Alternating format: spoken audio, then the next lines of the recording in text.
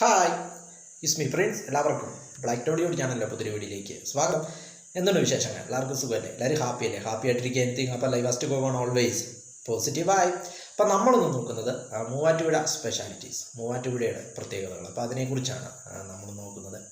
എറണാകുളം ജില്ലയിലെ ഒരു നഗരവും ഒരു മുനിസിപ്പാലിറ്റിയുമാണ് മൂവാറ്റുപുഴ എന്നത്. കൊച്ചി നഗരത്തിൽ നിന്നും 36 കിലോമീറ്ററാണ് ഇവിടേക്കുള്ള ദൂരം എന്നത്. എറണാകുളം ജില്ലയുടെ കിഴക്ക് ഭാഗത്തായിട്ടാണ് മൂവാറ്റുപുഴ സ്ഥിതി ചെയ്യുന്നത്.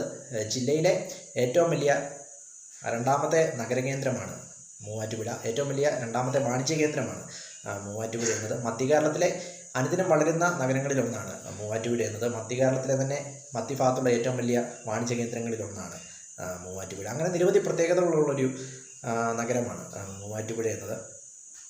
മൂവാറ്റുപുഴ ഇവിടുത്തെ ടോട്ടൽ ഏരിയ എന്ന് പറയുന്നത് 13.18 കിലോമീറ്റർ സ്ക്വയറാണ്. ഇവിടുത്തെ പോപ്പുലേഷൻ എന്ന് പറയുന്നത് 30,397 ഇവിടുത്തെ പോപ്പുലേഷൻ. മൂവാറ്റുപുഴയ്ക്ക് ഈ പേര് വരുവാനായിട്ടുള്ള കാരണം എന്താണെന്ന് വെച്ചാൽ, മൂവാറ്റുപുഴയാറിൻ്റെ തീരത്ത് സ്ഥിതി ചെയ്യുന്നത് കൊണ്ടാണ് ഇതിന് ഈ പേര് വരുവാനായിട്ടുള്ള കാരണം. അതായത് മൂവാറ്റുപുഴയാർ എന്നത് തൊടുപുഴയാർ, കാളിയാർ, കോതയാർ എന്നീ 3 നദികളുടെ സംഗമ കേന്ദ്രമാണ് മൂവാറ്റുപുഴയാർ. അങ്ങനെയാണ് ഇതിന് ഈ പേര് വരുവാനായിട്ടുള്ള കാരണം എന്നത്.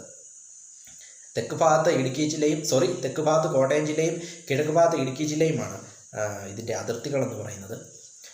തൊടുപുഴയിൽ നിന്നും 20 കിലോമീറ്ററും കോട്ടയത്തു നിന്നും 54 കിലോമീറ്ററുമാണ് ഇവിടേക്കുള്ള ദൂരമെന്ന് പറയുന്നത്. മൂവാറ്റുപുഴ ചരിത്രം നോക്കുമ്പോൾ, പണ്ട് കാലത്ത് മൂവാറ്റുപുഴ വടക്കൻകൂർ എന്ന നാട്ടുരാജ്യത്തിൻ്റെ കീഴിലായിരുന്നു. പിന്നീട് തിരുവിതാംകൂർ വടക്കൻകൂറിൽ നിന്നും മൂവാറ്റുപുഴ പിടിച്ചടക്കുകയും സ്വാതന്ത്ര്യത്തിന് മുമ്പ് ഒരു തിരുവിതാംകൂറിൻ്റെ കീഴിലായിരുന്നു മൂവാറ്റുപുഴ.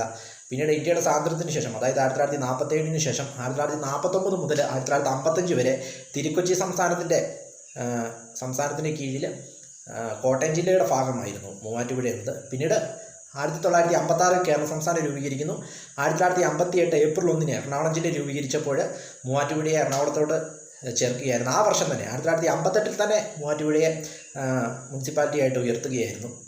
ഇതാണ് ഇതിൻ്റെ ചരിത്രമെന്ന് പറയുന്നത്. അനുദിനം വളരുന്ന ഒരു നഗരങ്ങളിലൊന്നാണ് മൂവാറ്റുപുഴ എന്ന്. എറണാകുളം ജില്ലയിലെയും അതുപോലെ കേരളത്തിലെയും അനുദിനം വളരുന്ന നഗരങ്ങളിലൊന്നാണ് മൂവാറ്റുപുഴ.